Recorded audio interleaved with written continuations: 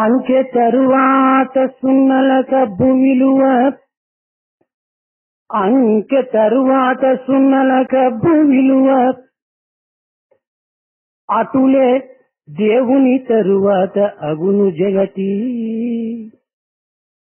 అంకె తరువాత సున్నలక భూవిలువ, అటులే దేవుని తరువాత అబ్బు జగతి. కాన ఒక్కడవు దేవుని కనిన పిదప, కాన ఒక్కడవు దేవుని కనిన పిదప, లెక్కగొను అనేక జీవగతులు, లెక్కగను అనేక జీవగతులు.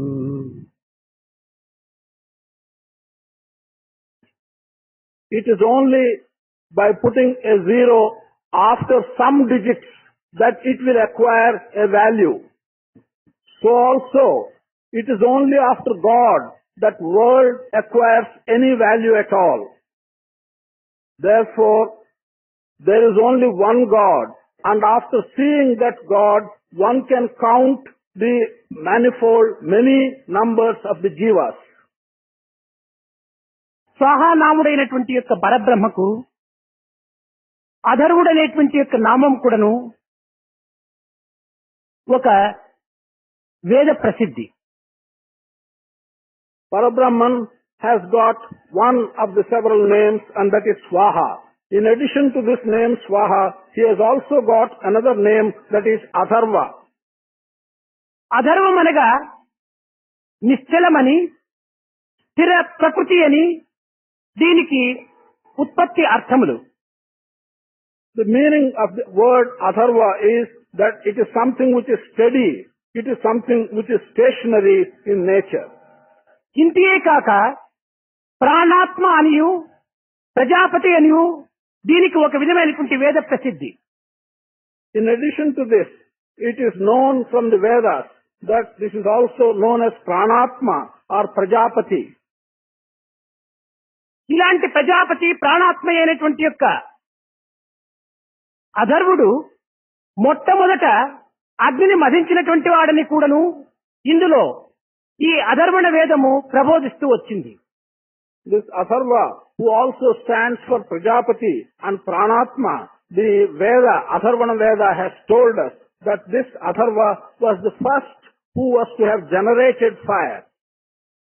ఇట్లు ప్రజాపతి మర్దించినటువంటి యొక్క అగ్నిని ప్రప్రథమంలో యజ్ఞయాగాది క్రతువులు ఆచరించేటువంటి నిమిత్తమై ఋషులు దీనిని అనేక రకములైనటువంటి యొక్క యజ్ఞ కర్మలను సంరక్షించుకునే నిమిత్తమై బ్రహ్మ, వశిష్ఠ, ప్రజాపతి, బృహస్పతి అనేటువంటి రీతి కింద యజమాను స్థానంలో కొంతమంది ఋత్విక్కులను నియమించడానికి పూనుకున్నారు. The rishis who have generated this first fire that was used by them for the purpose of starting the ceremonies like yajna and yaga. They have used in the first instance this fire that was generated for these ceremonies.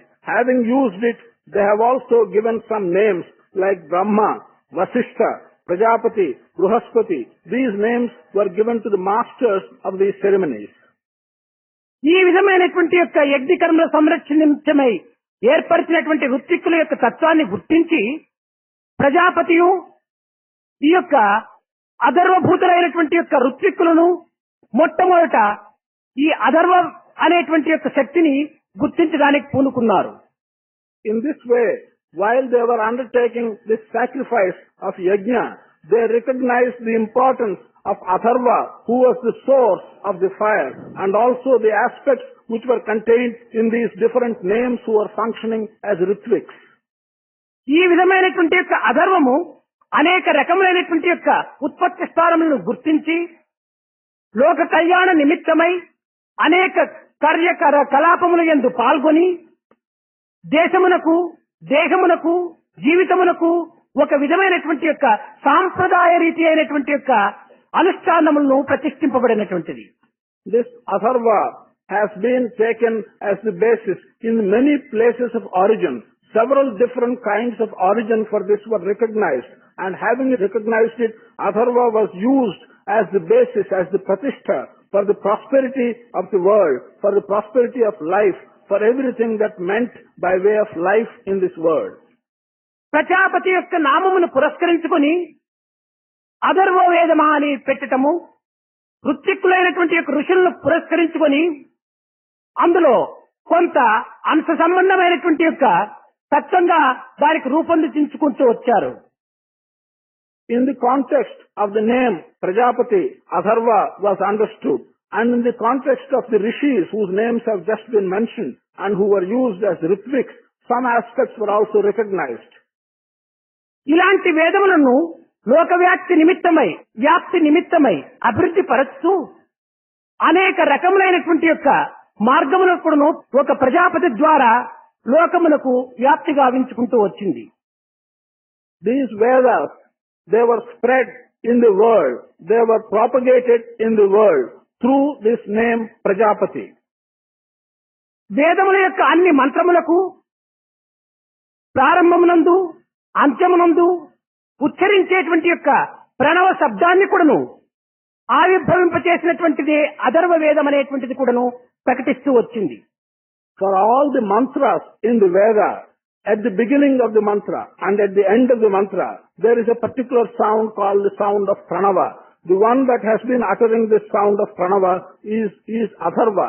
This has been said in the Atharva Veda. ఇంతియే కాక యాతే రుద్ర శివో తను రఘోరా పాప నాశనం అన్నారు. యాతే రుద్ర శివం తను రఘోర పాపనాశం అని ఈ యొక్క వేదమునకు వేద పురుషుడైనటువంటి ఈ యొక్క ప్రజాపతికి రెండు రకములైనటువంటి రూపములు ఉన్నవి అని ఈ వేదము ప్రకటిస్తూ వచ్చింది.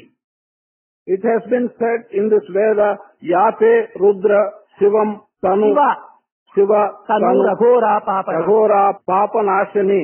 In this is meant that Prajapati has got two distinct aspects. అందులో ఒకటి రుద్రాకారమని, రెండవది అరుద్రాకారమని ఇందులో ప్రకటిస్తూ వచ్చింది. One of the aspects is called the Rudrakara. The other is contrary to this and it is called the Arudrakara.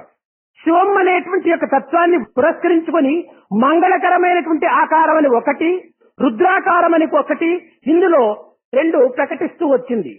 In the context of Shiva, one of these aspects has been described as Mangalakara, as filled with prosperity and good. On the other hand, there is an opposite side of it and that is the Rudrakara.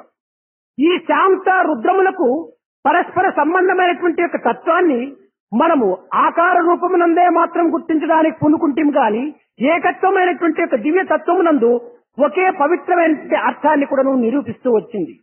To these two aspects, one the Shiva or the peaceful aspect, the other the Rudra aspect, these two, the contrariness between them has been recognized by us only in the form and in the appearance, but we have not tried to reconcile these two aspects and realize the oneness that is present in both the aspects. కేవలము భగవంతుని యందు మాత్రమే ఇటువంటి రుద్ర శాంతి ఆకారములు కాకుండా జగత్ స్వరూపమైనటువంటి యొక్క ఈ ప్రకృతి యందు కూడాను ఇట్టి రెండు ఆకారములు మనకు గోచరిస్తూ వస్తున్నాయి. Not only in God do we see these two different aspects, one aspect of anger and another aspect of peace. We see it also in the world, in the created world. We see both these aspects, one aspect of anger and one aspect of peace existing side by side. ఇది కేవలము మనసు యొక్క తత్వములపై ఆధారపడి ఉంటుంటాది. This depends totally on the attitude of one's mind. స్తంభము నుంచి ఆవిర్భవించినటువంటి యొక్క నరసింహునకు పరమ భక్తుడైనటువంటి యొక్క ప్రహ్లాదుడు అనేక రకములుగా దర్శించి సౌమ్యమైనటువంటి సౌందర్యమైనటువంటి యొక్క స్వరూపాన్ని దర్శించి ఆనందమును అనుభవిస్తూ వచ్చాడు. Narasimha, who came out of the pillar, he was looked at by Prahlada, who was a great devotee. And Prahlada, who was a great devotee, in the appearance of Narasimha, he did see a number of peaceful attitudes and he experienced and enjoyed the peaceful attitude that was present in Narasimha. సుందరాకారమైనటువంటి యొక్క నరసింహుని దర్శించి ఈ ప్రహ్లాదుడు ఆనందములో ఉన్మత్తుడై మునిగాడు. Prahalada, looking at the beautiful aspect of Narasimha, was so glad and was deeply immersed in pleasure and happiness. దైవ విరోధి అయినటువంటి హిరణ్యకశిపునకు ఈ నరసింహుడు మహారుద్రముగా కనిపించాడు. To Hiranyakashipu, who regarded himself as the enemy of God, the very same Narasimha appeared as if he was in great anger. కానీ ఒకరికి శివాకారంగా ఒకరికి రుద్రాకారంగా కనిపించటంలో ఇది భక్తుని యొక్క మనస్తత్వం పైన ఆధారపడినటువంటిదే కానీ భగవంతుని యందు ఏమాత్రము ఇట్టి రెండు రూపములు లేవు. That the same was seen by one as Shiva and by another as Rudra has to be interpreted by saying that these two aspects are not intrinsically present in God, but these two arose from the different attitudes which the devotees were exhibiting. ఇంతే కాదు, మనకు అనేక రకములైనటువంటి యొక్క భోగ్య వస్తువులను మనం ఆరగించినప్పుడు అది జీవతత్వంగా మార్చుకోవటానికి ప్రయత్నం చేసినప్పుడు అది మనకు ఒక ఉపకారిగా ఉంటుండాలి. అదే మితము తప్పి క్రమము తప్పి దానిని భుజించినప్పుడు అదే మనకు మృత్యువునకు సమీపానికి కొనిపోయేటువంటి రోగంగా మారుతుంటాది.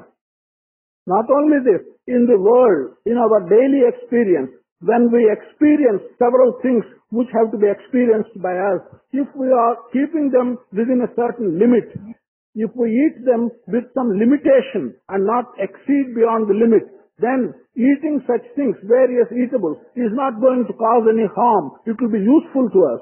On the other hand, if we exceed a limit and overeat, the very same things can cause us trouble and can cause disease and even lead us to death. దీనినే అద్ అనేటువంటి యొక్క పదముతో ఈ అన్నమునకు ఉత్పత్తిని ప్రబోధిస్తూ వచ్చింది ఈ అథర్వవేదం. అద్ Atharvaveda has been telling us that this food has been used to mean from a root word ad. అద్ అనగా తినుట. Ad, the root word, means to eat. అద్యతే అనగా తినేటువంటి యొక్క పదార్థము, తినదగినటువంటిది. Adyate is some material which is edible, which can be taken in. అత్తి అనగా తినబడేటువంటిది. Atti stands for something which is to be eaten. తినున్నది, తినబడున్నది, తినుట, ఈ మూడింటి యొక్క ఏకత్వానికి కూడాను ఉత్పత్తి స్థానమును పురస్కరించుకొని అద్, అద్యతే, అత్తి అనేటువంటి యొక్క శబ్దములు అన్నమునకే ప్రధానమైనటువంటి యొక్క స్థానమును అందిస్తూ వచ్చాయి. The one who eats, the matter that is being eaten, and the act of eating, all these three are represented by this root word ad, adyate, atti. ఇలాంటి పవిత్రమైనటువంటి యొక్క అన్న స్వరూపమును బ్రహ్మముగా భావించుకొని ఇది కేవలము తినుటయందు, తినదగిన దాయందు, తిను పదార్థముల యందు కూడాను ఈ బ్రహ్మస్వరూపము అంతర్భూతమై ఉన్నదనేటువంటి సత్యాన్ని కూడాను మనకు అంగరసి అనేటువంటి యొక్క శబ్దమునందు మనం గుర్తించుకున్నాం. This sacred name for food, which applies to what we can eat, what is edible, and the act of eating, and the one that is eating, all of them are derived from the sacred word ad, which represents the food and different aspects of food. We have recognized the presence of this in the form of Brahman, in the word Angirase. ఇది కేవలము ప్రజాపతి యొక్క అనుగ్రహం చేత ఈ అధర్వుని యొక్క భూతములైనటువంటి యొక్క ఋత్విక్కుల చేత అధర్వ అనేటువంటి యొక్క వేదమును గుర్తించడానికి తగినటువంటి ఆధారమైనది. By the grace of Prajapati and by the grace of the Ritviks, who are the forms of Atharva, with the help of the Atharva Veda, we are able to recognize these qualities in this. కేవలం దీనికి అధర్వ వేదం అనేటువంటి యొక్క సార్థక నామమే కాకుండా దీనికి బ్రహ్మవేదమనియు, క్షత్రవేదమనియు, ఇంకా అంగర్వ వేదమనియు, ఈ విధమైనటువంటి పేర్లు అనేకంగా వస్తూ వచ్చినాయి. This Veda has not only been called by one name, Atharva Veda, it has also been called by another name, Brahma Veda.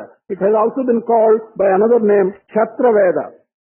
ఇలాంటి అనేక పేర్లతో కూడినటువంటి యొక్క ఈ అధర్వ వేదమునకు కొన్ని రకములైనటువంటి యొక్క మార్పులను కూడాను కూర్చుకుంటూ ఇది ప్రధానమైనటువంటి స్థానమును అందుకుంటూ వచ్చింది.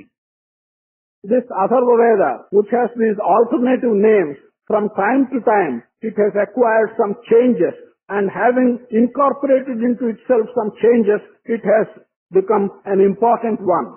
గాయత్రి పరమేశ్వరికి యజ్ అనగా యజుర్వేదము, ఋగ్వేద, సామవేదములంతా కూడాను పాదములుగా ఉండినప్పుడు ఈ మీమాంసం అనేటువంటి యొక్క శాస్త్రము తటస్థత్వ స్థానమునందు ఉంటుండి ఈ అధర్వణ వేదం అనేటువంటిది కేవలము ఒక విధమైనటువంటి యొక్క చేష్టలుగా మారుతూ వచ్చినటువంటిదని కూడాను మన యొక్క శృతులు ప్రబోధిస్తూ వచ్చాయి.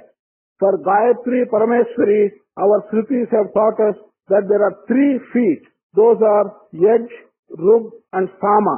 The 3 Vedas, Yajurveda, Rugveda and Samaveda, are looked upon as the 3 feet on which Gayatri Parameshwari rests.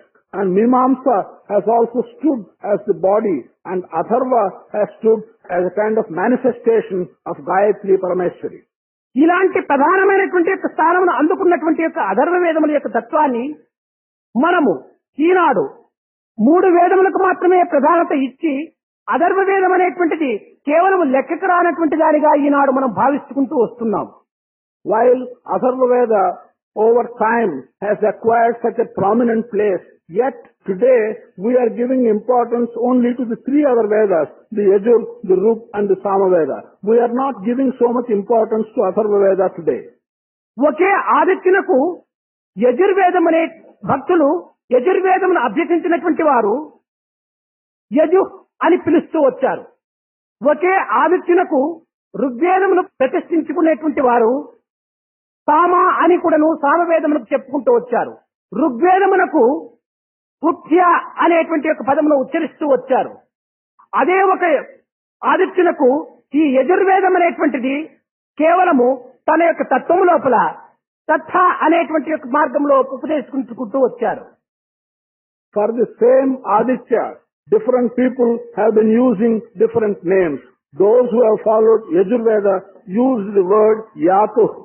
Those who followed Rugveda used the word Utya for the same Aditya. Those who followed Samaveda used the word Sama for the same Aditya.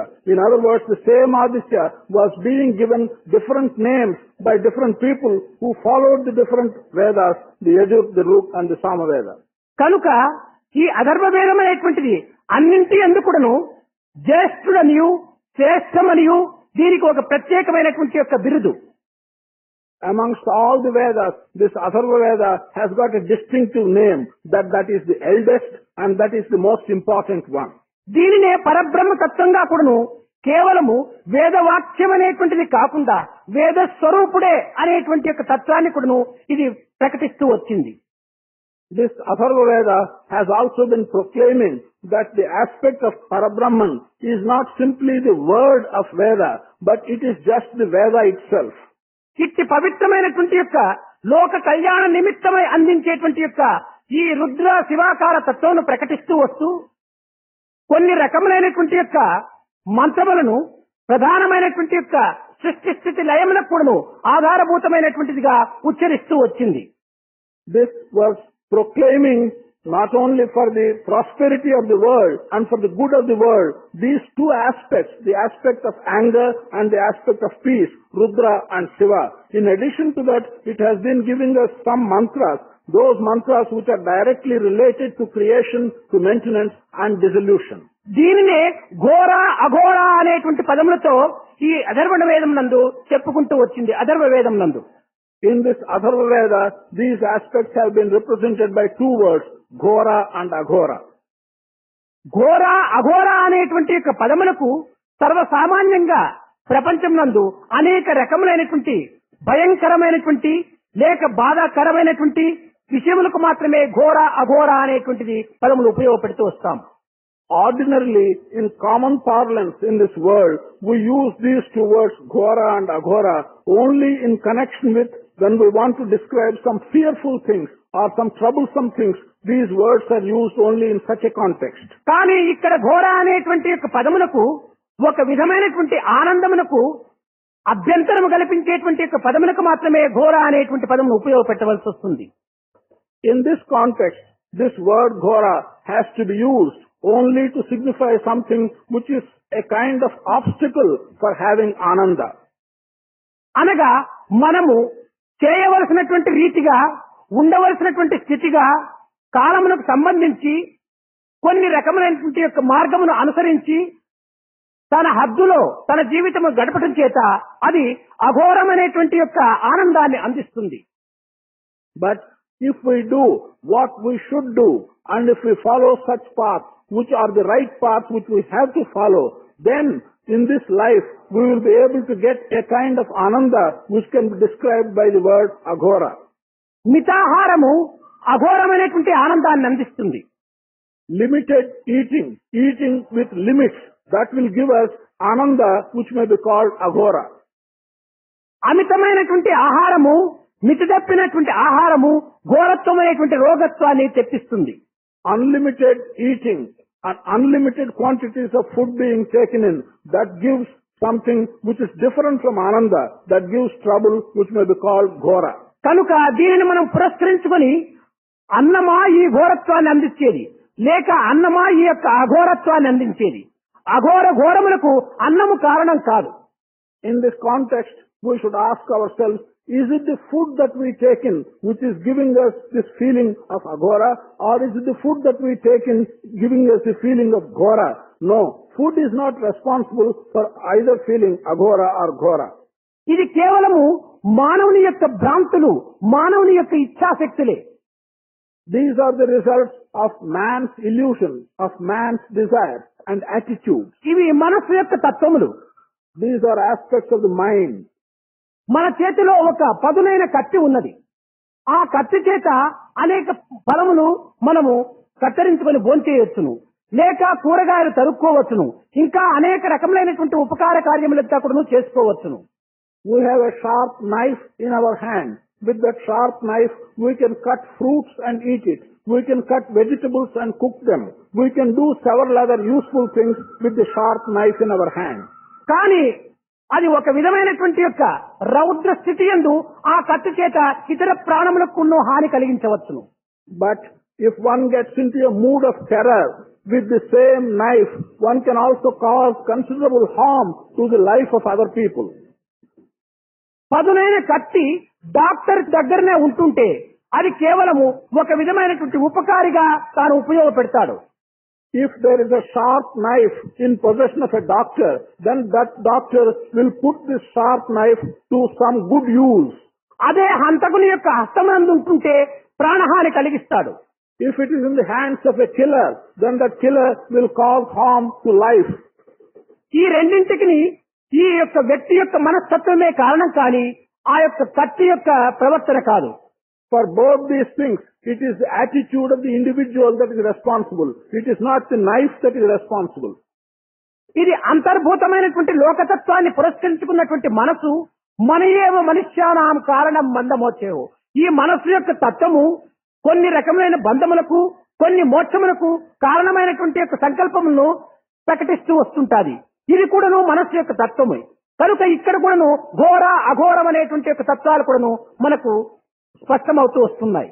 The inner meaning of what has been said as the attitude of mind is contained in the statement Manayeva Karanam Manushyanam Bandhamoksha. That is, the mind of man is responsible for his feeling that he is bound up or for his feeling that he is free. So, as a result of the attitude of the mind, these two aspects, ghora and aghora, are arising. సర్వంతర్యామి అనేటువంటి బ్రహ్మ, సర్వభూతాంతరత్మ అనేటువంటి బ్రహ్మ తమ మనస్సునందు కూడాను ఉండటం చేత ఆ యొక్క బ్రహ్మతత్వానికి ఘోర అఘోరం అనేటువంటి యొక్క పేరును ఈ విధమైన రీతిగా ప్రకటిస్తూ వచ్చారు. Because Brahman is omnipresent, Brahman is present everywhere. He is present even in the mind of people. And since these two are the attitudes of mind, ghora and aghora have been used in that aspect, representing two aspects of mind. ఇది ఘోర అఘోరములు రెండు ప్రత్యేకించినటువంటి యొక్క పదార్థములు కానీ ప్రత్యేకించినటువంటి స్థితులు కానీ కావు.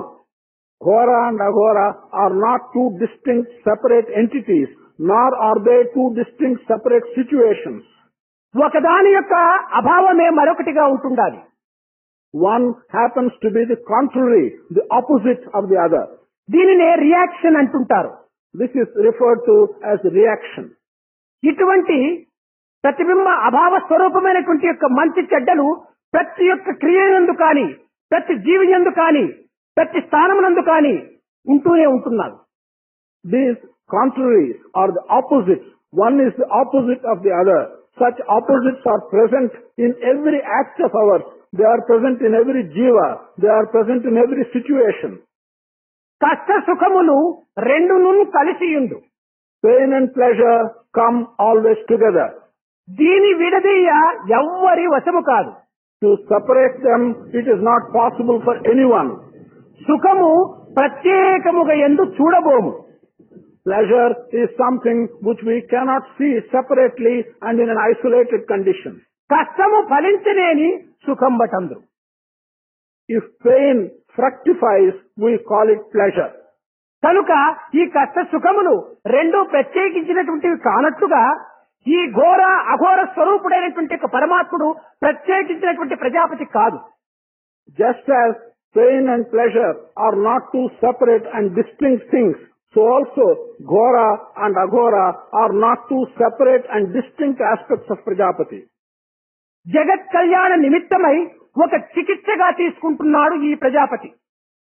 For the prosperity of the world, Prajapati is taking this as a kind of cure. ఇలాంటి చికిత్సగా తీసుకున్నటువంటి యొక్క ఘోరత్వాన్ని కేవలము ఒక భయంకరమైన ఆకారంగా మనం భావించుకోవటం ఇది చాలా అనర్థము. The aspect of Ghora, which the Prajapati is taking for a specific purpose, to regard it as something which relates to terror or frightening thing, this is not right. దీనిని పురస్కరించుకొని అనాది కాలము నుంచి అనేక మంది మహర్షులంతా కూడాను తపస్సు ఆచరిస్తూ ఆ తపస్సు యొక్క ఫలసిద్ధి నిమిత్తమై అనేక రకములైనటువంటి అవాంతరములను కూడాను వారు దాటుకోవటానికి పూనుకునేటువంటి వారు. From time immemorial, in this context, several Maharshis were performing tapas, and during that tapas, in order to reach the destination which they had put for themselves, they used to undergo much trouble and much pain. దీనికి భగవంతుడు ఒక విధమైనటువంటి యొక్క స్థానమును అందించి అతనికి ఒక పట్టమును అందించేటువంటి నిమిత్తమై ఈ రకమైనటువంటి కొన్ని అవాంతరములు కల్పిస్తూ వస్తుంటాడు. God in this process, in order that the person who is after the tapas may reach a certain state and may get a recognition from God, He always creates some kind of obstacles and troubles and pain in the path. కేవలం ఇది భగవంతుని యొక్క కృత్రిమమైనటువంటి యొక్క యుక్తి కానీ లేక భక్తులను బాధించాలనేటువంటి యొక్క సంకల్పం కానీ కాదు. This is not a trick or a bad trick on the part of God, or that God desires to trouble His devotees by creating these difficulties. మీరు విద్యార్థులుగా ఉంటున్నారు. You మీరు సంవత్సరం అంతా కూడా చదివినప్పుడు ఈ సంవత్సరం అంత్యం లోపల యూనివర్సిటీ మీకు కొన్ని ఎగ్జామినేషన్ అని పెట్టున్నారు.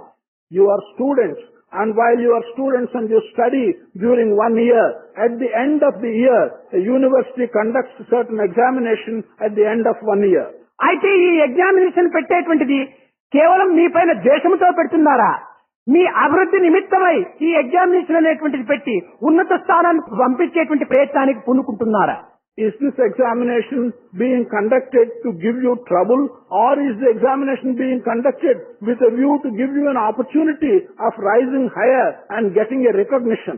ఈ ఎగ్జామినేషన్ మనం ఏమంటున్నాము? పరీక్ష అంటున్నాం. We call this a test. అదే విధముగానే తపస్సు ఆచరించేటువంటి యొక్క దివ్య శక్తి కలిగినటువంటి యొక్క యోగిని అప్పుడప్పుడు ఒక పరీక్ష అనేటువంటి ఎగ్జామినేషన్ ఇస్తుంటాడు పరమాత్ముడు.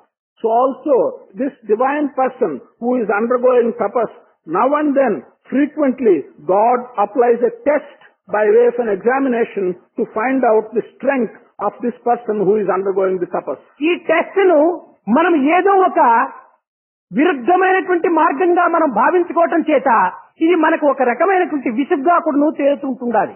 Because our attitude towards this test makes us think that this is some unnecessary burden. Sometimes we get a feeling that this test is causing us great trouble.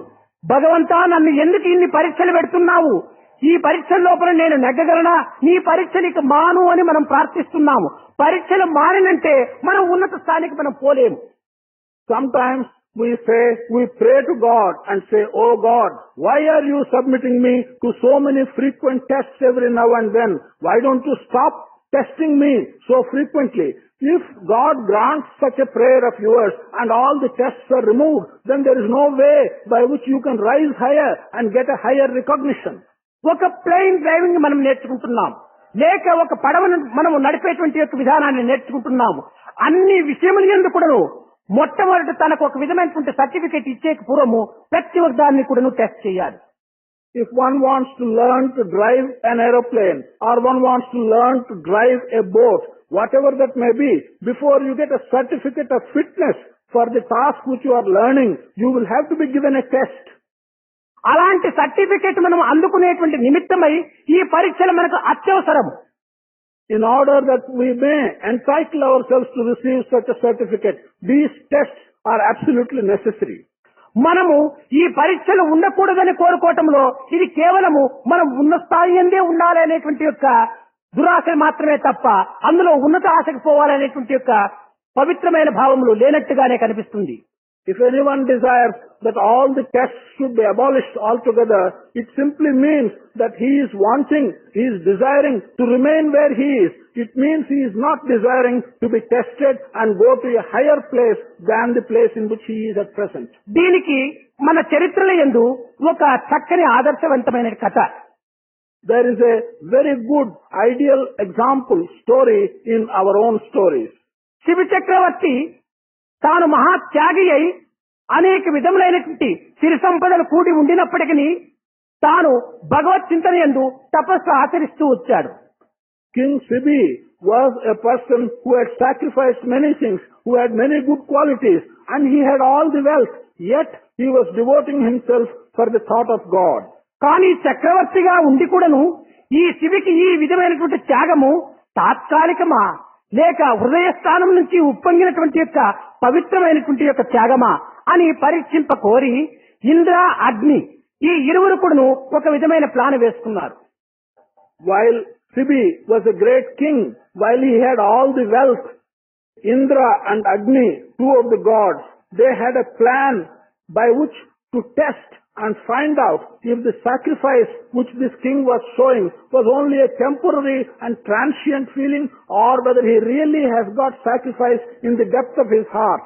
Indra and Agni had a plan by which to test and come to the right conclusion about the king Sibi. అగ్ని ఒక పావురాకారమును ధరించింది. ఇంద్రుడు దానిని తరిమేటువంటి యొక్క గరుడుగా తాను రూపము ధరించాడు. Agni took the form of a bird and Indra took the form of a kite, of a Garuda, who was following and was wanting to catch hold of this bird which Agni took the form. ఈ గరుడ ఈ పావురమును తరుముకుంటూ వచ్చినట్టుగా అక్కడ ప్రదర్శించారు. This kite or Garuda, it appeared to Sibi as if one bird, that is the kite or Garuda, was coming to attack the bird which Agni took the form. ఆ పావురము ఆ యొక్క శివ చక్రవర్తికి దగ్గరికి పరిగెత్తుకుంటూ వచ్చు, శివ చక్రవర్తి నన్ను రక్షించుము అని చెప్పని అతని చెంత వచ్చి వాలింది. Agni, in the shape of a bird, came running to the king Sibi and said that please save me, I am being attacked by a Garuda, please save me. He came to the king Sibi. తనను రక్షిస్తారని చెప్పని ఈ శిబి వాగ్దానం చేశాడు. King promised Agni, who was in the form of this bird was being attacked, that he will save the bird. కానీ ఎన్ని విధములా తాను గరుడ ప్రయత్నించినప్పటికీ ఆ యొక్క పక్షిని పట్టలేకపోయినది. ఆ సమయంలో ఈ గరుడ ఆ శివ చక్రవర్తి దగ్గర కొన్ని రకములైనటువంటి వాగ్వాదం జరిగింది. శివ చక్రవర్తి, నేను తరుముకొని వచ్చినటువంటి ఈ పక్షిని నాకు ఆకలిగా ఉన్నటువంటి సమయమునందు నా ఆకలి తీర్చకుండా నీ తపస్సు ఏమి ప్రయోజనము? కనుక నేను నీ ఇంటికి ఒక విధమైనటువంటి అతిథిగా వచ్చాను. నా అతిథి యొక్క ఆశను నీవు తీర్చడానికి నీవు సంసిద్ధుడిగా ఉండినప్పుడే నీ తపస్సు ఫలిస్తుంది అని కూడాను ఈ గ్రద్ద చెప్పింది. Indra, in the form of the kite, could not get at Agni whom he was attacking, and there was an argument between the kite, who was Indra, and Sibi. The Garuda said, I have come to your house as a hungry bird. I must be given this from you. What is the use of your saving this bird and denying me the food that I want now badly? I have come as a guest to your house. అప్పుడు ఈ శివి చెప్పాడు, దానికి నేను అభయమిచ్చితిని కనుక దాని ప్రాణమును నీకు అందించడానికి నేను పూనుకోను. నీకు కావలసినటువంటిది ఇంకేమైనా కూడా కావలసినటువంటిది నా దేహమైనా నేను ఇవ్వడానికి సిద్ధపడుతున్నాను. కనుక నీ ఆకలి తీర్చడానికి ఆ యొక్క పావురమునకు ఎంత బరువు కలదో అంత బరువు నా దేహం నుంచి నా కండ నుంచి తీస్తానని కూడాను ఈ శివ చక్రవర్తి ఒప్పుకున్నాడు. The king told the Garuda, I have promised this dove to save its life. I have given my promise. I am not going to break my promise and hand over this dove to you. But if you are hungry, I am willing to remove as much flesh from my body, which is the equivalent of the flesh in the dove, and give it to you so that you may release your hunger. But I am not going to give up the bird to which I have promised that I will save the life. ఒక తూకం వేయడానికి తక్కిడి తెచ్చాడు. ఒకవైపున ఆ యొక్క పావురంను కూర్చోబెట్టాడు. తన కండలు ముక్కలు ముక్కలు ముక్కలు ముక్కలు కోసి మరొక వైపున వేస్తూ వచ్చాడు. కానీ ఎన్ని ముక్కలు వేసినప్పటికీ ఆ పక్షి ఆ పావురము ఏమాత్రం కూడా కదలలేదు, కొంత లేయలేదు. Having said that he will give the flesh from his own body of the same weight as that of the dove, he brought a balance. He put the dove on one side, one pan, and he began removing flesh from his own body and put it in the other pan. However much flesh he has removed from his own body and put in the other pan, it did not become equal in weight to that of the dove. ఇంకా చేయనిది లేక శివ చక్రవర్తి మరొక వైపున సంపూర్ణమైన దేహంతో కూర్చొని నా దేహముని ఆరగించమని కూర్చున్నాడు. Having nothing more to do than Sibi, the king, he himself sat in the pan so that he can counterweigh the dove, and he said, yes, you can now eat me and release your hunger. ఈ యొక్క ప్రదర్శనమును గుర్తించినటువంటి యొక్క అగ్ని ఇంద్రుడు తమ హృదయములు కరిగి కదిలి తమ స్వరూపముతో బయటికి వచ్చి సాక్షాత్కారం అందించారు. Indra and Agni, the two gods, who are in the form of these two birds, who have come to perform the test, they witnessed what Sibi was doing. Their hearts were deeply moved, and then they appeared in their natural form. వారు అట్టి సాక్షాత్కారం అందించి, అయ్యా వేదమునందు నకర్మ నప్రజ ధనీన త్యాగేనైకి అమృతత్వమానసు అని త్యాగమునందున్నటువంటి అమృతత్వము మరొక వేదమునందు కాని మరొక సత్సంపత్తి ఎందు కాని మరొక ధనధాన్యములు ఎందు కాని ఏ విధమైనటువంటి ఎందుకు అని ఇటువంటి ఆనందం మనకు లభించదు అని చెప్పినటువంటి పదము సార్థకమని ఈ ఇంద్రుడు అగ్ని ప్రబోధించి తనకు అనేక రకములైనటువంటి శక్తులను అందించుకుంటూ అనుగ్రహించి తన తపశ్సిద్ధిని పొందింపచేశారు. Indra and Agni, having appeared in their true form, they said, our Vedas have taught us that no amount of learning, no amount of work can bring you the same pleasure as sacrifice can bring you. This is what the Vedas have told us. Here you have sacrificed so much, and this gives us more pleasure than pleasure from any work, pleasure from any scholarship. And this is how they have been showering grace on King Sibi. కనుక ఈ విధమైనటువంటి యొక్క టెస్టులు దైవత్వం లోపల అనుగ్రహ నిమిత్తమై వస్తుంటాయి కానీ ఆగ్రహ నిమిత్తమై కాదు. Such tests, when they come from divinity, they come in order that grace may be showered on you. They do not come because God is angry with you. కానీ భగవత్ శక్తిని తెలుసుకోవటానికి అందరికీ సాధ్యం కాదు.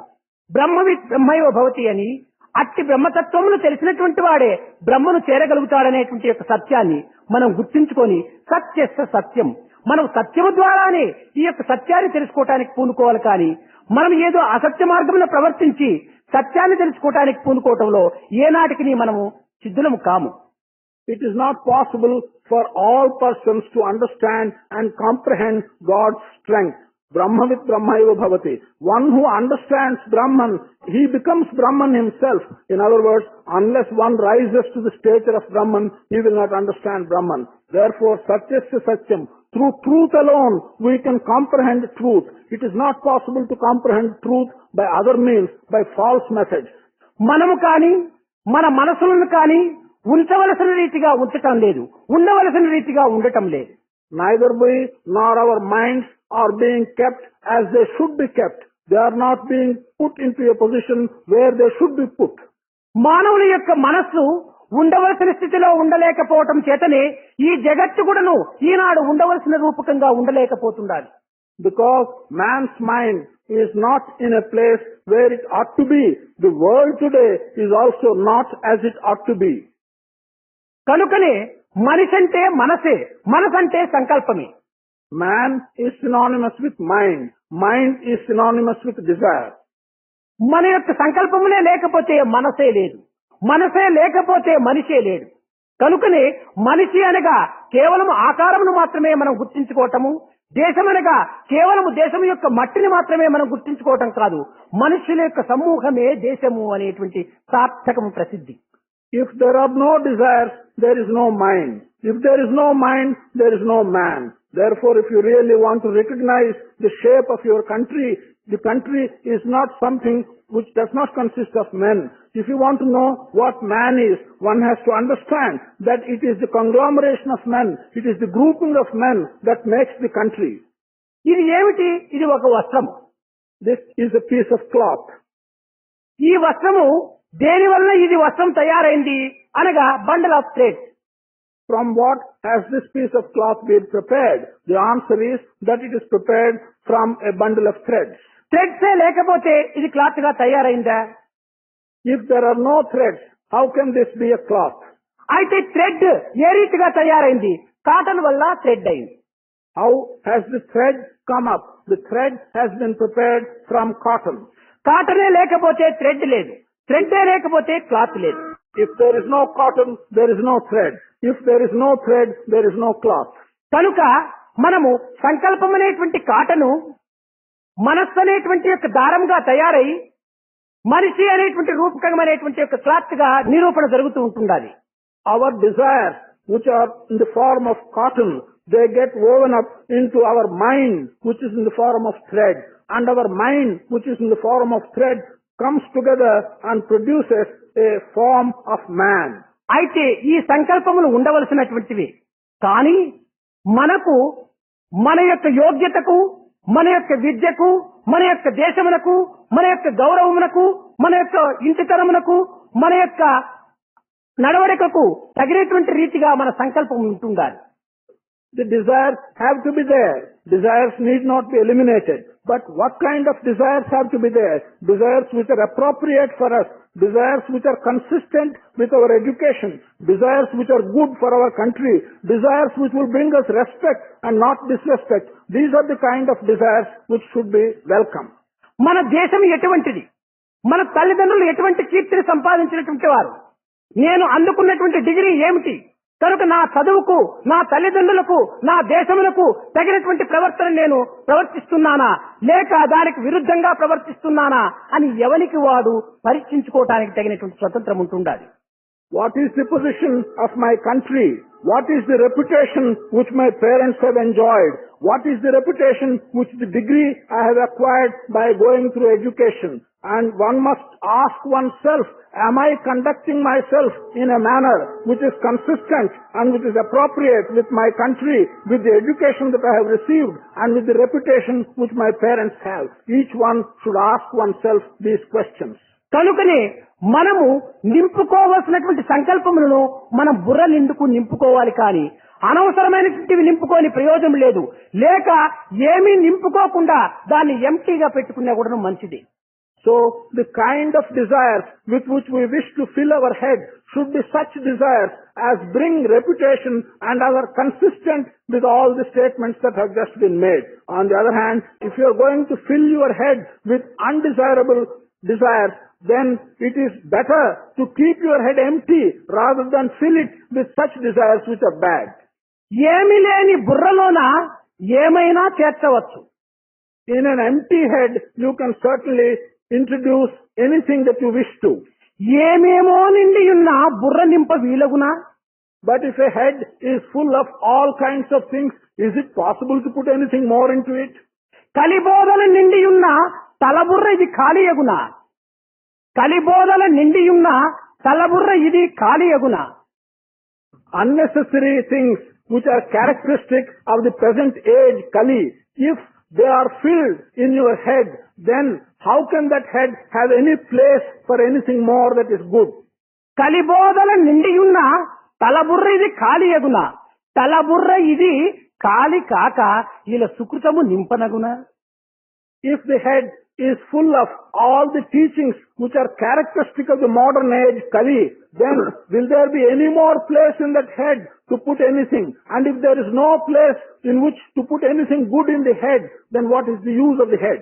అందువలననే మన భారతదేశమునకు ఉండవలసినటువంటి ధర్మము ఈనాడు అరణ్యమునకు వెళ్ళింది. This is the reason why, because there is no place in our country where righteousness can stay and can flourish. This dharma has gone to the forest. ఈ అరణ్యముల్లో సంచరించేటువంటి క్రూరత్వం అనేటువంటిది గ్రామములను చొరబడింది. The cruelty that should have been in the forest has come and entered the living villages. కారణం ఏమిటి? మన బుద్ధులు ధర్మమును నిలుపుకునేటువంటి ఒక స్థితిలో లేవు. What is the reason? Our ideas and our thoughts are not in a position to retain and attract dharma. పాండవులు ధర్మ స్వరూపులైనటువంటి వారు అరణ్యానికి పోవటానికి కారణం ఏమిటి? సర్వ విధములైనటువంటి దుర్గుణ స్వరూపులైనటువంటి యొక్క దుష్టులు దుర్మార్గులైనటువంటి యొక్క ఈ ధృతరాష్ట్ర సంతతి రాజ్యమంతా వ్యాపించిపోవటం చేత పాండవులకు అక్కడ చోటు లేక అరణ్యానికి వెళ్ళినారు. Why did Pandavas, who were the embodiment of dharma, why did they have to go to the forest? The reason was all the living places were occupied by the generation of Dhritarashtra, by people who did not have any respect for dharma. There was no place whatsoever for Pandavas to live there. ఈనాడు కలికి సంబంధించినటువంటి యొక్క ప్రవర్తనలు మన యొక్క అంగముల్లో ఉన్నటువంటి యొక్క చేష్టలు ఏ రీతిగా ఉంటున్నాయి? Today, the behavior that is relevant to Kali, to the modern age, in our own limbs and organs, what is the shape that they are taking? దుర్బుద్ధుల తలలున్నా దూరులు విను చెవులున్నా, దుర్బుద్ధుల తలలున్నా దూరులు విను చెవులున్నా, పొంచి చూచు కనులున్నా పంచల విను మనసున్నా, వంచిత గుణ చిత్తమున్న వంచించే పలుకున్న, ఈ వికృతులు చూడగాని న్యాయము ఇక బ్రతుకదన్నా. మనలో ఉన్నటువంటి గుణములు ఎలాంటివంటే మనస్సు ఏ విధంగా ఉంటుండాలి? దుర్బుద్ధుల తలలున్నా దూరులు విను చెవులున్నా, ఇతరుల పైన సాడలు చెప్పేటువంటిది వినాలని మన చెవులు వారి దగ్గరికి పరిగెత్తిపోతుంటాయి. దేనివల్ల? మన తలలో అన్ని దుర్బుద్ధులుగానే ఉండటం వల్ల. ఇంకా ఎవరైనా ఏమైనా మాట్లాడుతుంటే ఏదైనా గోడ మరుగునో లేక స్తంభం మరుగునో వింటూ ఉండటం. దూరులు విను చెవులున్న పొంచి చూచు కనులున్న, చెట్ల మరుగున కూర్చునేది అట్టా ఇట్టా చూస్తూ ఉంటుండేది. పంచల విను మనసున్నా, వంచిత గుణ చిత్తమున్న వంచే పలుకున్న, ఈ వికృతులు చూడగాని న్యాయము ఇక బ్రతుకదన్నా. ఇవన్నీ వికృతులే గాని సుకృతులు కావు. కనుక మనలో సుకృతులు నింపుకోవాలి కానీ వికృతులు నింపకూడదు. ఈ వికృతులు సుకృతులు ఈ రెండు కూడాను ఘోర అఘోరముల యొక్క స్వరూపములు. How is our mind? Our mind can be described by saying that our heads and our thoughts are full of evil notions, and our ears are always ready to go and listen to complaints and finding faults with others. We run to a place where someone is complaining about others and finding fault with others. Not only that, if someone is talking, then we want to eavesdrop. We want to go there and we want to listen very surreptitiously to what is being said. Our eyes are such that we want to hide ourselves behind something and begin to look at it without your being noticed that you are looking at a thing which you are not entitled to look at. This is the kind of thing, and the mind is always deceiving. We use such words which will deceive other persons. Our word is deceiving. Our vision is bad. We eavesdrop, and we are always ready. We run to listen to complaints and finding fault in others. If this is the bad situation in which we are, how can justice thrive? Not only justice thriving, how can justice find any place at all? It will run away from where such things exist. These good aspects and bad aspects that are described here, these are the aspects which are called ghora and aghora. అయితే మాకు ఇలాంటి గుణములు ఉంటున్నాయి కాబట్టి ఇది వికృతాలైపోయినాయి. దీనిని విరుద్ధంగా మారినప్పుడు సుకృతంగా మారిపోతుంది. అయితే భగవంతుని యందు కూడాను ఈ వికృతులు ఉంటే కదా అక్కడ కూడాను ఘోర అఘోరములనే పదములు కూడాను సమన్వయమవుతాయని కూడా మీరు చింతించవచ్చు. You may think because we have got these bad qualities, these are vikrutas, these are bad qualities. But once we change them, they become good qualities, they become sukrutas. You may ask in God as well, where we are using these two words, ghora and aghora, are there in God these vikrutas, bad qualities, and sukrutas, good qualities? కానీ ఇక్కడ బ్రహ్మతత్వమునందు మనం గుర్తించవలసినటువంటి సత్యము ఒక్కటి ఉంటుండాలి. But here, when we ask this question, in the aspect of Brahman, in the domain of Brahman, there is one truth which we have to recognize. బ్రహ్మ నిర్గుణుడు, నిరాకారుడు, నామము మాత్రమే కలిగి ఉంటుంటాది. అలాంటి వాని యొక్క తత్వమునందు ఒక శుద్ధమైన అద్దము వంటి వాడిగా మనం ఒక ఆకారాన్ని నిర్మించుకున్నాం. Brahma has no form. He is above qualities. He has no qualities or gunas. Brahma has got only a name, and it is like a mirror. In the mirror, we have created to ourselves a particular form. ఆ యొక్క శుద్ధమైన అద్దమునందు నీవు పోయి నిల్చుకున్నప్పుడు నీ యొక్క స్వరూపమే ఆ అద్దమునందు గోచరిస్తూ ఉన్నాయి. కానీ నీ యొక్క ప్రతిబింబం అద్దములో పోయినదా లేక అద్దముని ప్రతిబింబాన్ని వెనుక్కు కొడుతుండగా అనేటువంటి సత్యాన్ని మనం గుర్తించాలి.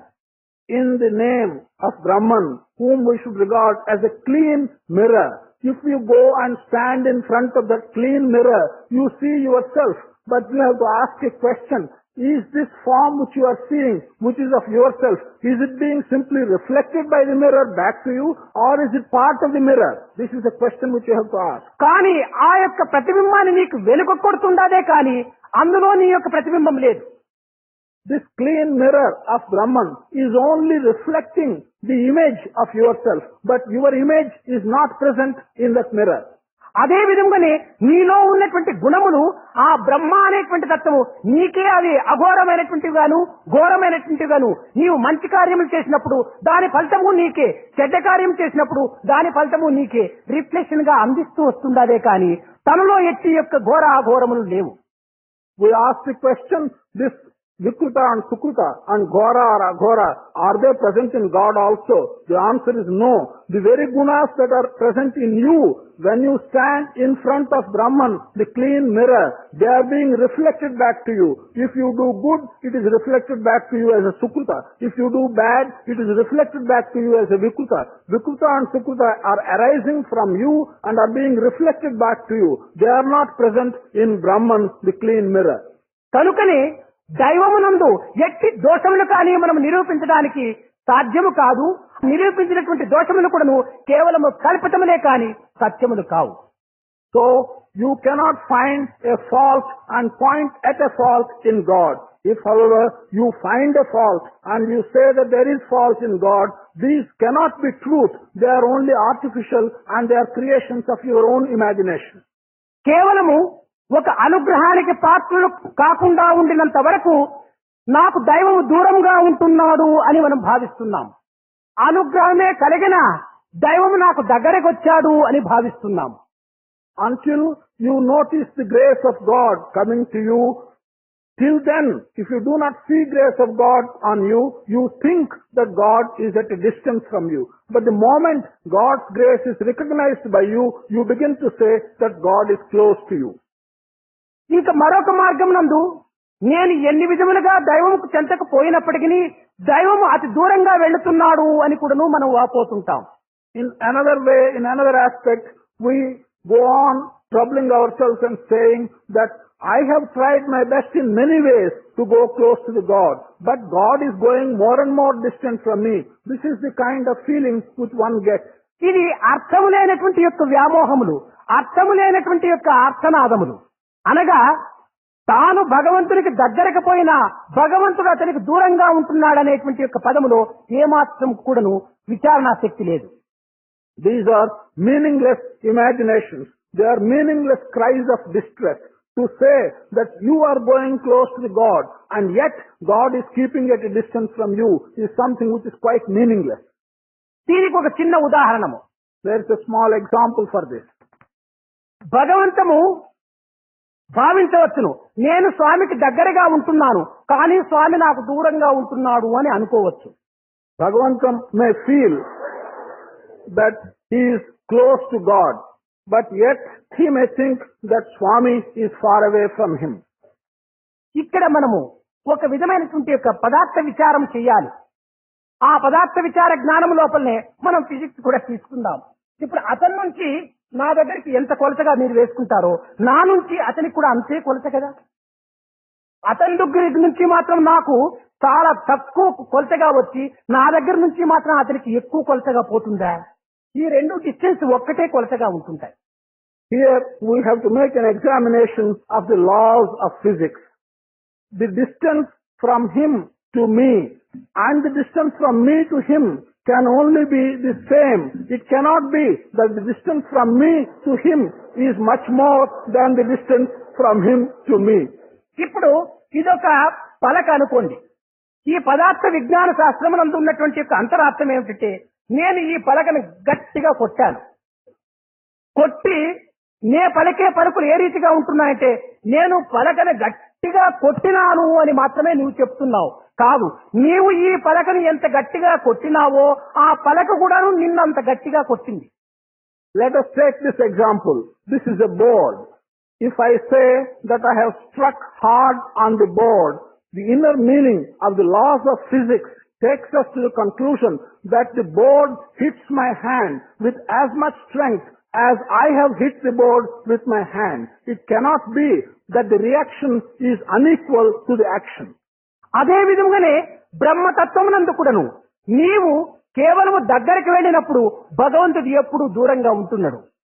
నీ భావము నీవు దగ్గరికి వెళ్ళినట్టు భగవంతుడు దూరం వెళ్ళినట్టు నీ భావములోని మార్పులే కాని నీవు దగ్గర వెళ్ళలేదు, భగవంతుడు దూరము లేడు.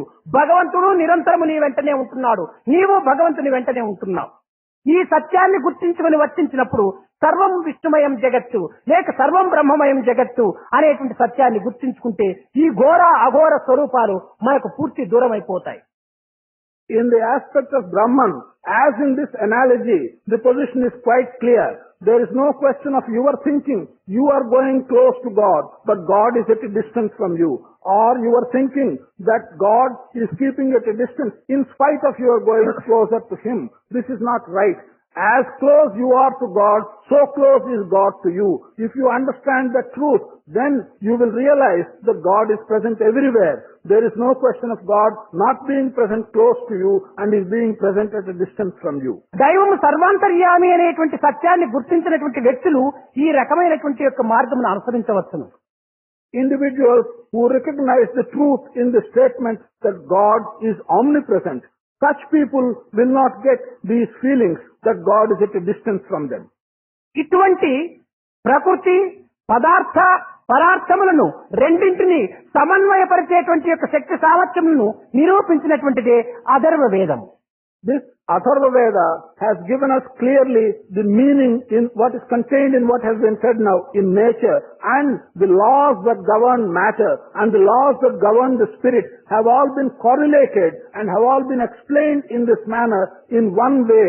That is the Atharva Veda. మనం ఈ జగత్తునందు సంభవించినటువంటి కష్టములకు దుఃఖములకు విచారములకు ఏ రకమైనటువంటి మార్గమును అనుసరించాలి, దీనిని తప్పించుకొని ఏ విధమైనటువంటి మార్గములో పరార్థమును మనం పొందాలి అనేటువంటి యొక్క సత్యాన్ని నిరూపిస్తూ వచ్చింది. In this world we have the pleasures, we have the sorrows, we have the pains. This Veda has demonstrated to us what should we do, what path should we take in order that we may escape these sorrows and pains which are to be found in this world. అనగా మనకు విరుద్ధమైనటువంటి యొక్క శక్తులు మన పైన పడి మనతో పోరాడుతున్నటువంటి సమయంలో మనము వాటితో పోరాడి విజయాన్ని సాధించాలి అనేటువంటి అంతరార్థమును పురస్కరించుకొని అథర్వ వేదము ఆయుధములకంతా కూడా ప్రధానమైనటువంటిది అని మనం ఈనాడు అనుకుంటూ వస్తున్నాం. In another way, when we encounter strengths which are beyond us, what is it that we should do? How can we counter this power and strength which is something which is superior to us? Because Atharva Veda has told us, has taught us the methods by which we can encounter strength and power which is stronger than us. Atharva Veda today is being regarded as one which tells us all the details about the weapons with which we should defend ourselves. కానీ భౌతికమైనటువంటి యొక్క అస్త్రశస్త్రముల గురించి బోధించినటువంటిది కాదు, అంతర్ సంబంధమైనటువంటి యొక్క ఆనందమును జయించేటువంటి యొక్క అస్త్రశస్త్రములను కూడా నువ్వు బోధించినటువంటిది అథర్వ వేదం. We should not regard Atharva Veda as something which has told us the secrets of material weapons, of weapons with which we fight the material world. Atharva Veda has told us the secrets, the inner weapons, the weapons with which we fight the inner sorrow and get over the sorrow. యావత్ ప్రపంచమంతా సాధించినటువంటి వ్యక్తి కంటే మనసును సాధించినటువంటి వ్యక్తి మహాచక్రవర్తి. An individual who has controlled and who has gained mastery over his mind, he is a much greater king than an individual who has conquered and attained mastery over the whole material world. Atom బాంబులు సృష్టించినటువంటి వ్యక్తి ప్రపంచమంతా భస్మం చేయొచ్చును, కానీ ఆనందమును మాత్రం భస్మం చేసేటువంటిది వారి దగ్గర అటువంటి అస్త్రం లేదు. An individual who has discovered the atom bomb, he has the capacity to reduce the entire world to ashes. But he has not the capacity with that weapon to reduce Ananda in any place. తన యొక్క ఇంద్రియములను తాను వశము చేసుకున్నా అతనికి ఆనందమే ప్రాప్తి. If one can control his own senses and organs, if one can acquire mastery over his own senses, then he has Ananda in an abundant measure. ఇది కేవలం అంతర్బహిర్ సంబంధమైనటువంటి యొక్క పోరాటమును ఆర్చి తీర్చి కొంతవరకును దివ్యత్వాన్ని అందించేటువంటి యొక్క పరమశక్తి స్వరూపము అథర్వ వేదం. The contradictions that are arising between the internal aspects and internal feelings and the external worldly aspects and external feelings, that which removes the contradiction and establishes peace between the internal aspirations and external situations, this is Atharva Veda. ఈనాడు మన యొక్క భారతదేశం నందు త్రయీ అనే పదముల చేత ఋగ్వేద సామవేదములు మాత్రమే ప్రధానమైనటువంటి లక్ష్యంగా మనం తీసుకుంటున్నాం. కానీ అథర్వ వేదం ప్రత్యేకించినటువంటిది కాదు.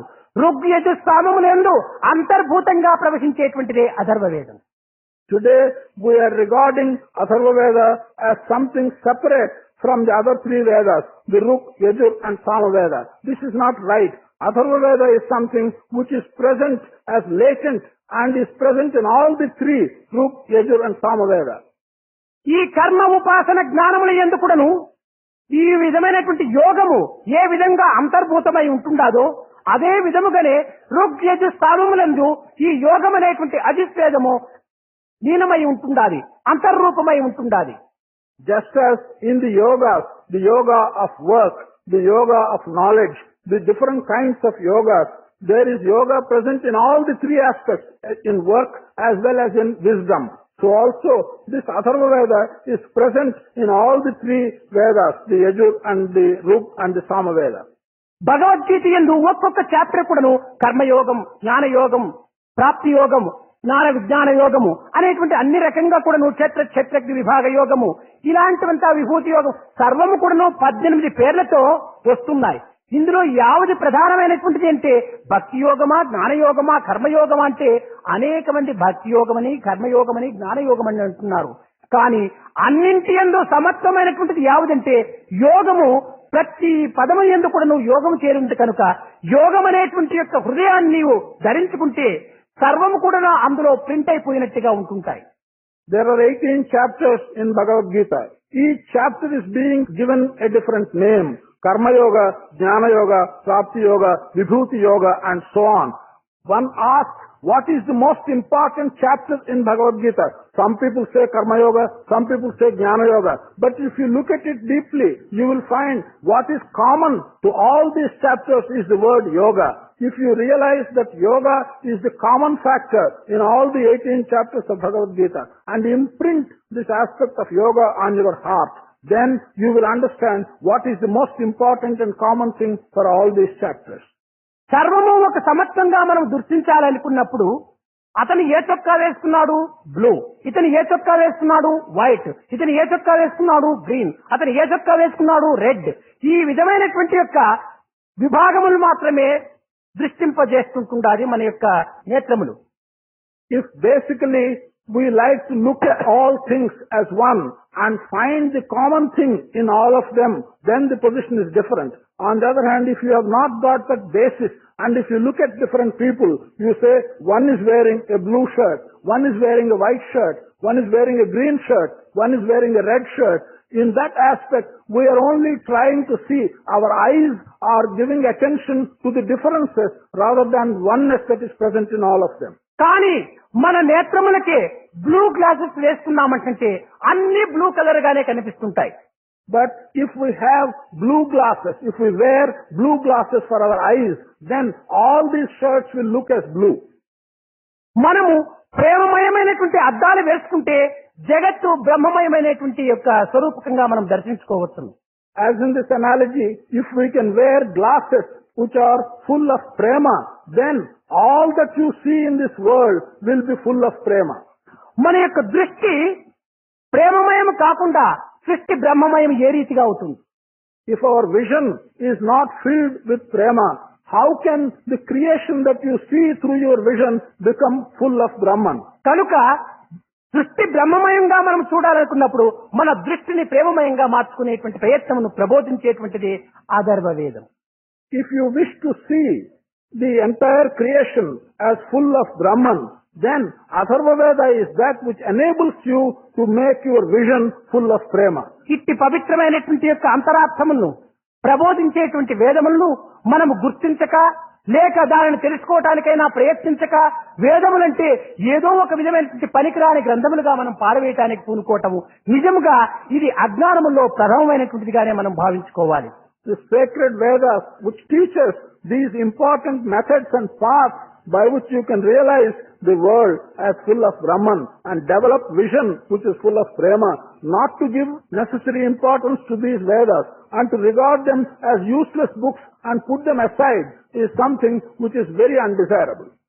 నయా పైసా ఆదాయం ఇవ్వనటువంటి యొక్క తుచ్చమైనటువంటి కథల బుక్కులైనా కానీ పరుండేటువంటి సమయంలో కూడా నువ్వు చదువుకోవటానికి మనం ప్రయత్నం చేస్తామే కానీ పవిత్రమైనటువంటి మనం జన్మ సార్థకంగా గావించేటువంటి యొక్క సద్గ్రంథములు చదవడానికి ఏమాత్రం కూడా మనం పూనుకోము.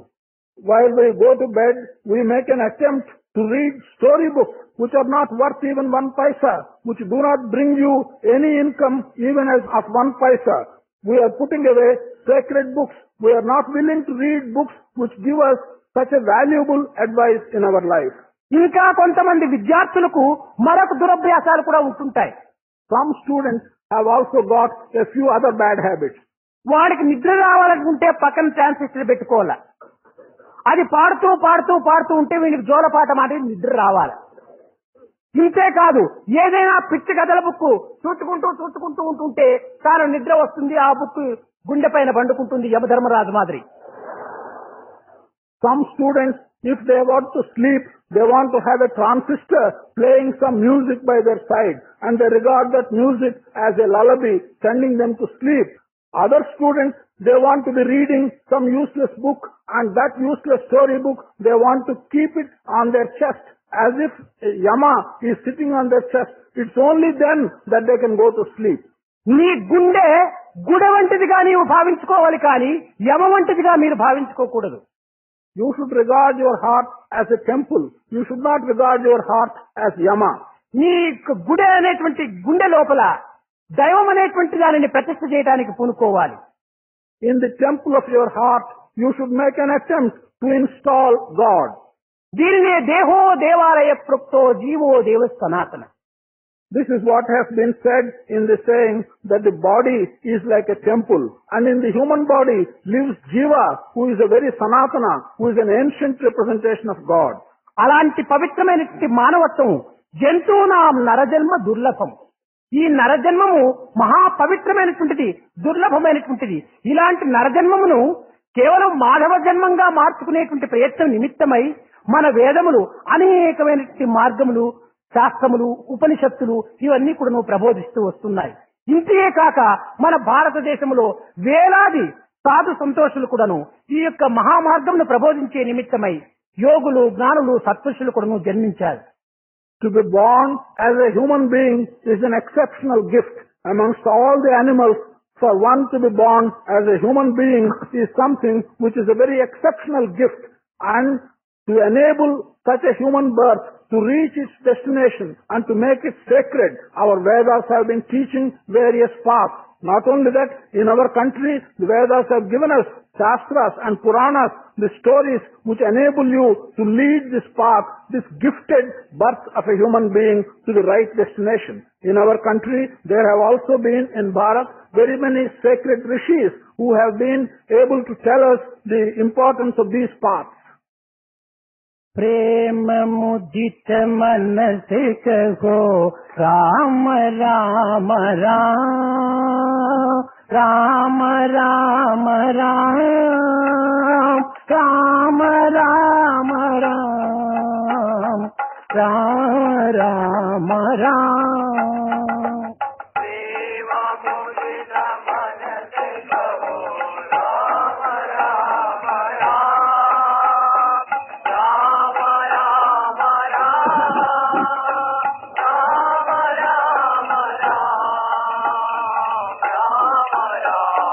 राम प्रेम मुदित मन से कहो राम राम राम राम राम राम राम राम राम राम राम राम प्रेम मुदित मन से कहो राम राम राम राम राम राम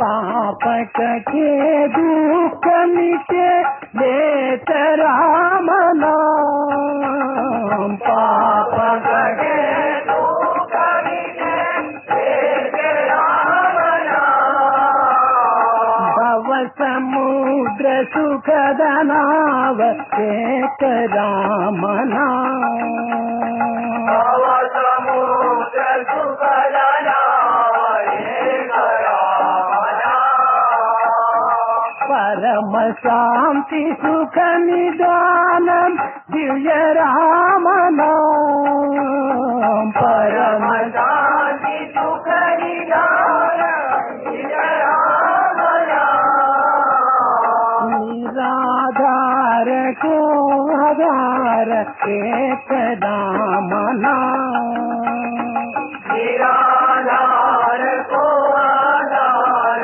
एक राम नाम निराधार को आधार एक राम नाम निराधार को आधार एक राम नाम परम गोप्य परम दिव्य मंत्र राम नाम परम गोप्य परम दिव्य मंत्र राम नाम संत जन सदा बसत एक राम नाम संत जन सदा भजत एक राम नाम माता पिता बंधु सखा सब ही राम नाम माता पिता